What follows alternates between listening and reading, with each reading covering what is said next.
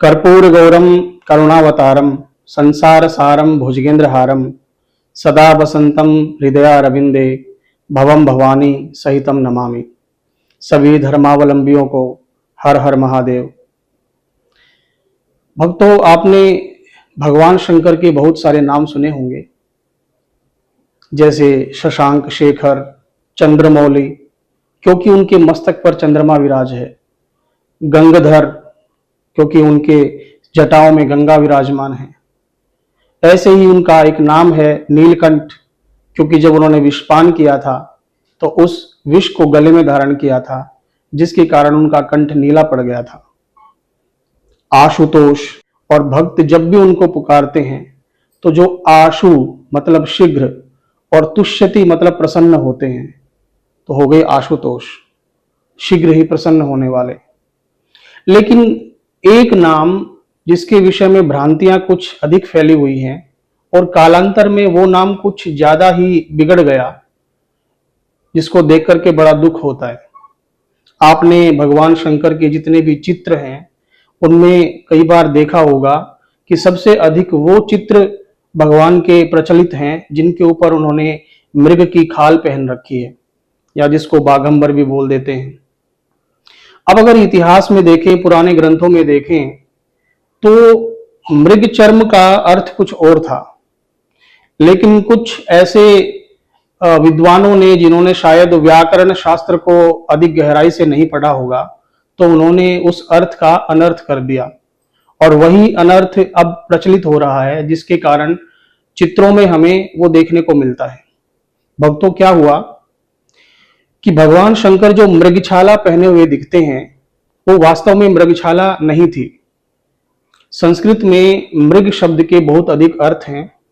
उनमें से एक अर्थ है हिरण, जिसकी खाल पहने हुए भगवान शंकर दिखाई देते हैं प्रतिमाओं में, चित्रों में। मृग का एक अर्थ होता है जानवर, कोई भी पशु हो सकता है, और मृग का एक और अर्थ होता है जो कि कभी प्रचलन में आया ही नहीं। व्याकरण शास्त्र के अनुसार मृग का एक अर्थ होता है पृथ्वी।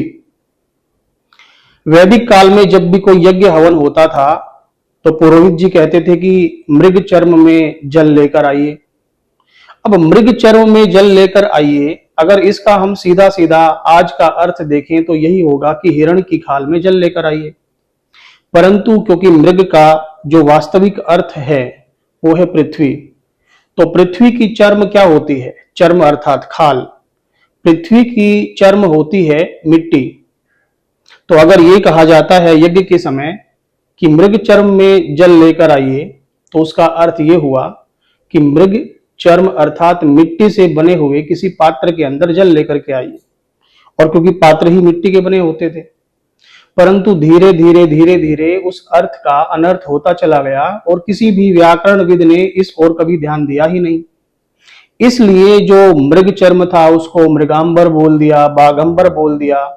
और क्योंकि भगवान शंकर प्रतीक हैं विरक्त और सन्यासी के, क्योंकि उन्होंने सब कुछ छोड़ के श्मशान में अपना निवास बना लिया था, और वो केवल और केवल राख लपेटते थे अपने शरीर के ऊपर, और राख जो है वो मिट्टी होती है, और मिट्टी जैसे मैंने बताया वो मृग चर्म होती है। तो मृग चर्म पहने हुए हैं भगवान शंकर। इसका अर्थ ये हुआ कि भगवान शंकर दिगंबर हैं, वो केवल अपने शरीर पर मिट्टी का लेप लगाते हैं, और वो इस बात का प्रतीक माने जाते हैं कि वो घर संसार से विरक्त होकर सन्यास को धारण करते हैं। लेकिन इस अर्थ की ओर किसी ने ध्यान ही नहीं दिया, और इस अर्थ को कालांतर में तद्भव करते करते करते करते इतना परिवर्तित कर दिया कि जो भगवान शंकर पशुपति नाथ कहलाते हैं।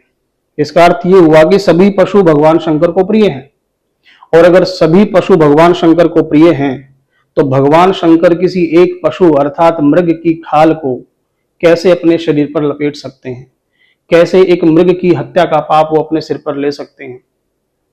तो आज की इस वीडियो में मैं आपको यही बताना चाह रहा था कि मृग का वास्तविक अर्थ अगर हम देखते हैं तो भगवान शंकर का जो परिधान है, उनका जो पोशाक है, वो केवल राख है, मिट्टी का लेप है, इसके अतिरिक्त और कुछ नहीं। लेकिन जैसा कि फैलाया जा रहा है, दिखाया जा रहा है, वो केवल एक भ्रांति है। आपने शिव महिम्न स्तोत्र में भी सुना होगा, मृगाधीश चरमांबरम मुंडमालम।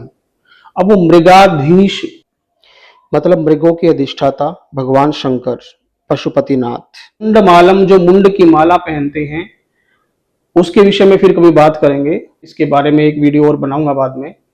लेकिन इस वीडियो में आप केवल यही समझें कि भगवान शंकर पशुपतिनाथ है। सभी पशु भगवान शंकर को प्रिय है, चाहे उनमें विष हो, चाहे वो घास खाने वाले पशु हों। भगवान शंकर ने सभी सभी पशुओं को अपने शरण में रखा है। सभी पशुओं से वो प्रेम करते हैं और वो पशुपतिनाथ हैं।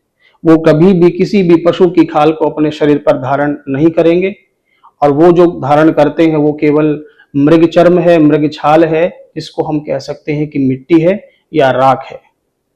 आज के ज्ञान के विषय में इतनी ही बात करेंगे। धन्यवाद। हर हर महादेव।